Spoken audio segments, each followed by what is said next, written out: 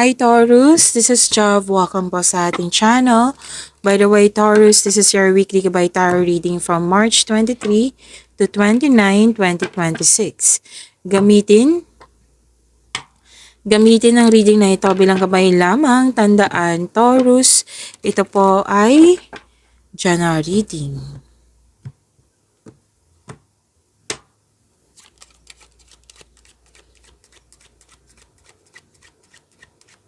Mga parating po para kay Taurus.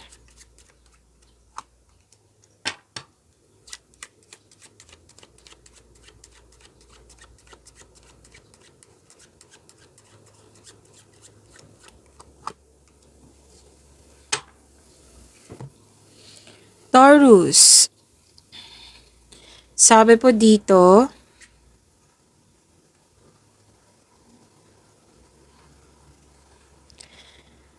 pwedeng may may energy dito Taurus na ikaw yung nag-advise. May energy din dito, ikaw yung nakatanggap ng advice. Okay, klaro ko lang. Nakita ko dito na may need for emotional or physical healing. May medical concern, health condition, an emotional wound you need to bandage up. Like, need for care. Yan. Pwedeng ikaw yung nag-advise. Like, kailangan mo ng vitamins, tamang vitamins. So, magpa-check up ka sa doktor para mabigyan ka ng tamang vitamins for you. Yan, pwedeng ikaw yung nag-advise. Kung ano man po itong na-advise nito regarding sa medicine, regarding sa health condition na kailangan alagaan, pwede din po ikaw yung doktor na nanonood dito. Pwede din po na ikaw yung nakatanggap ng advice na iyan.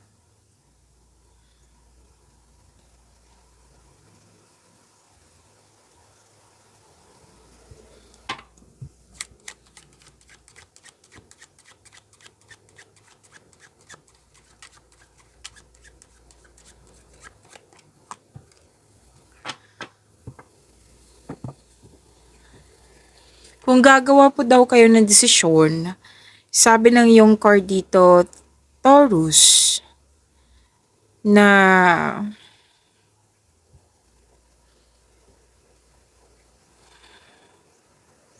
siguraduhin nyo na what I meant is, ito yung desisyon mo. Pag-isipan mo kung magkakos ba to ng problema. Ano yung mga possible consequences niya. Yan yung sinabi ng card mo dito. Na maging wiser. Okay? Kasi kung hindi kayo mag-iingat, magkakaroon siya ng failure. Pwedeng maapektuhan ka nito. Like, yun nga, failure. Na pwedeng na-decline. Pwedeng too risky. Pwedeng nagkaroon ng decrease or losing. So, yan po ang sinabi ng card na maging maingat sa paggawa ng desisyon na hindi naman kailangan na like masyadong matagal sa paggawa ng desisyon. Kumbaga, gumawa kayo ng konkretong plano kasi makatulong din ito sa pagkakaroon ng best decision. Okay? Siguraduhin na alamin mo kung ano yung mga possible consequences kung may magkakaroon ba ng problema. Kumbaga, maging handa.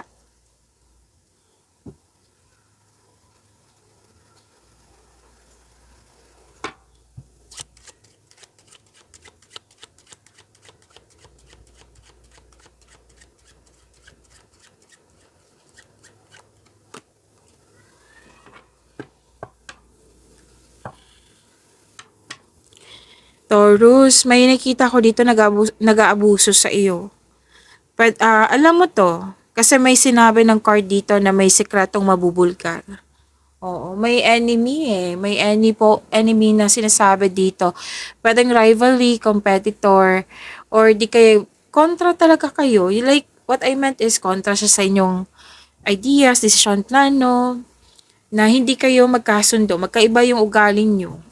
Yan, na opposing ideas, kontra po. So, may tao dito na impostor pero mabubulgar naman po ito. Malalaman mo po to kung sino po ito. Mag-ingat lang po sa kanya kasi kung hindi kayo mag-iingat, matitrigger yung weakness mo. Magkakaroon po ng self-doubt ng dahil sa mga ginagawa o sa mga sinasabi niya.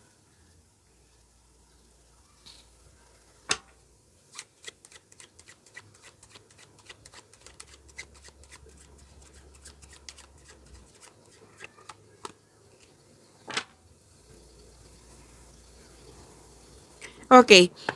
May married man na 45 plus years old na actually humingi ka ng advice sa kanya. Oo, na binigyan ka naman ng tulong. Like, naging generous to, naging, yung pinaprotektahan ka, tinutulungan ka dito. Like, nag-dictate to eh. Ito yung gawin mo, Taurus, wag mo tong gawin.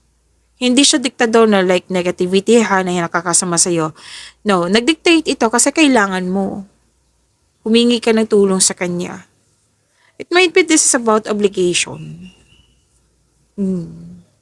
So, this is good kasi may taong very supportive sa'yo na pinaprotektahan ka.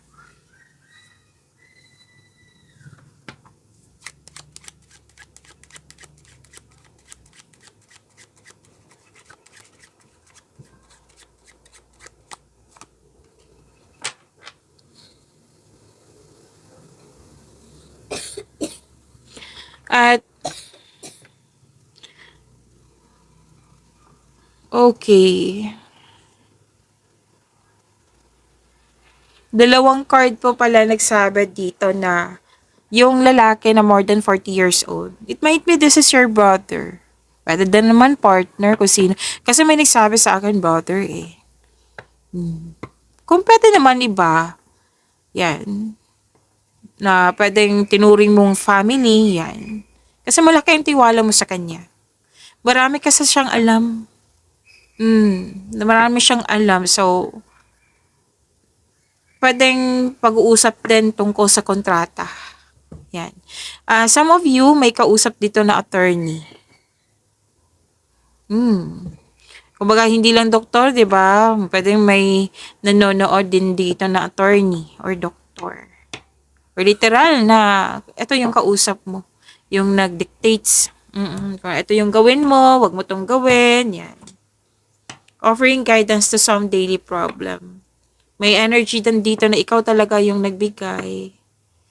Yan. Actually, yung pag-uusap is, nagbigay ito ng wisdom message na pwedeng sinabihan ka din nito na forgive yourself, forgive this person, forgive this situation para makamove forward ka na. May pag-uusap din po tungkol sa senior, retirement, sa katagalan.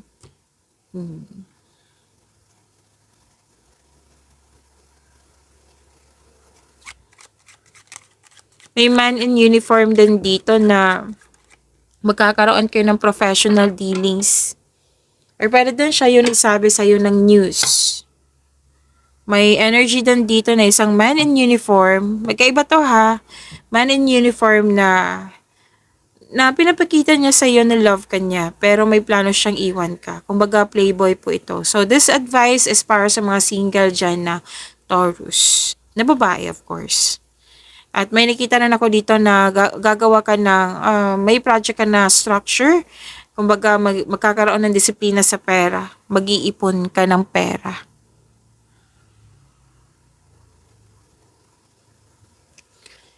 At sabi din dito, pwedeng pupunta ka sa place ng friend mo. Kasi you felt comfort. Nag-uusap kayo dito tapos makakatanggap ka ng positive news.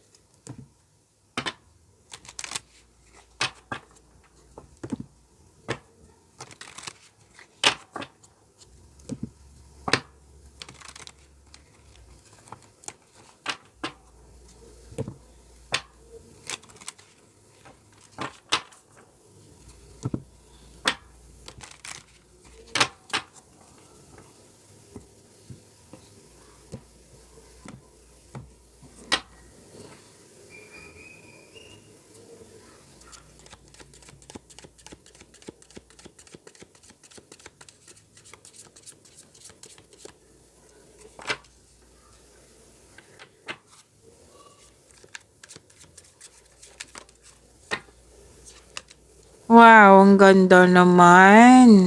Ganda ng blessings niyo, ang ganda po. Taurus, maraming salamat po sa mga hindi nag-skip ng ads. Subscribe na po kayo sa ating channel at click bell notification para updated po kayo sa reading natin.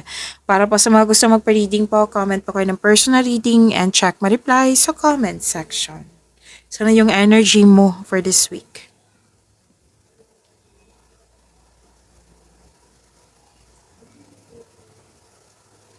Okay.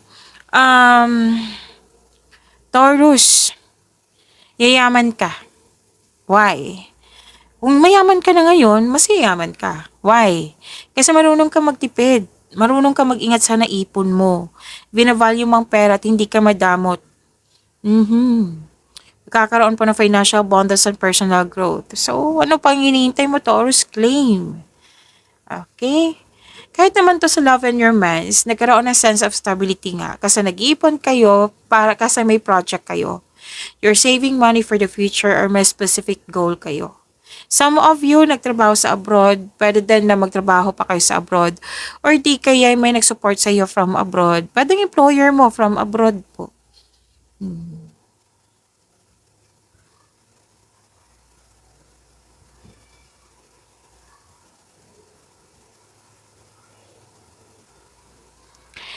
Okay, thankful ka sa mga biyayang natanggap. You have overflowing abundance, satisfaction and abundance po. Very successful. So, deserve nyo mag-relax, mag-enjoy. Yes, and love and happiness overflow. Deserve nyo talaga mag-relax at mag-enjoy kasi may na-achieve kayo eh. May natapos sa mga proyekto na expect a recognition for a job well done. Yan. So, increased prosperity ang nakikita ko dito. Claim, di ba? Sabi ko naman sa inyo eh, dalawang card, ang ganda ng blessings nyo. Claim po, Taurus.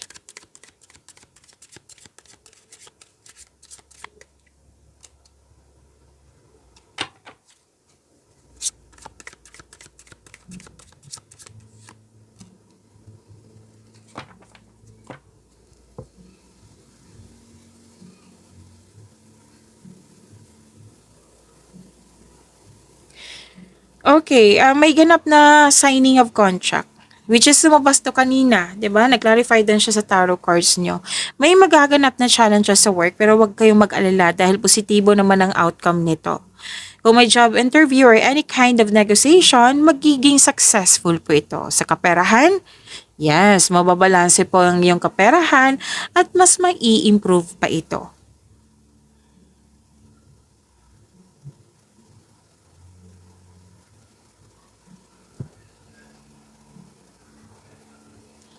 You're moving forward, you're embarking on a healing journey. May plano din kayo mag-resign para subukan yung ibang career opportunities. Wow, may parating na malaking pera, oh. Magkakaroon po ng financial stability. Ang ganda ng apat na cards mo. Ang ganda ng blessings, Taurus claim.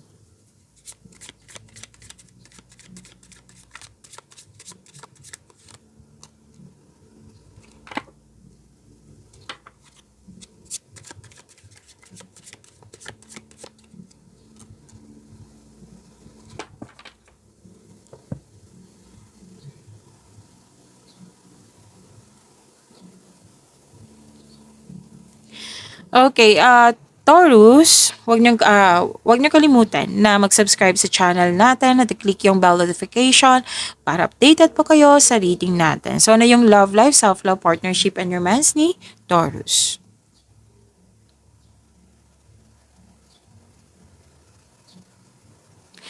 Okay. Guarded ang ilan sa inyo dito, ayaw masaktan, defensive, guarded. Ayaw mo muna magkaroon ng relasyon, some of you. Para sa mga relasyon, umiiwas kayo sa buhay mag-asawa. Umiiwas kayo ng away or confrontation para hindi ka o kayo masaktan. Kumbaga, nililimitahan mo yung sarili mo. So this card asks you na try to release your fears of opening up to love.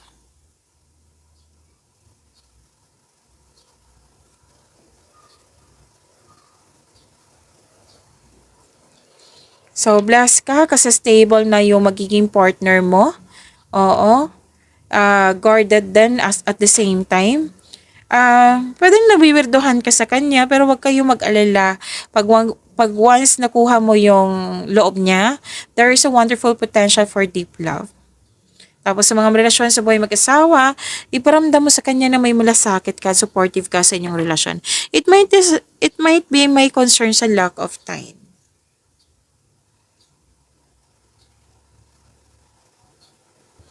Pero huwag kayong mag-alala ha. May nakita ko naman dito na magkakaroon ng pagkakaayos. Actually, ang ganda ng sinasabi dito na gagawa kayo ng paraan, hard work at productivity para magkaroon ng katuparan, para ma-achieve mo tong bagong ambisyon. Oo, bagong ambisyon or bagong project. Okay? And yung mga may tampuhan po, nakikita ko dito na may mag-uusap at magkakaroon ng kapatawaran, forgiveness. And sa mga single, you should take a chance on love. Huwag kang matakot ma-in love ulit. Pagyamanin niyo po yung blessings sa binigay sa inyo. Taurus, see you tomorrow. Maraming salamat.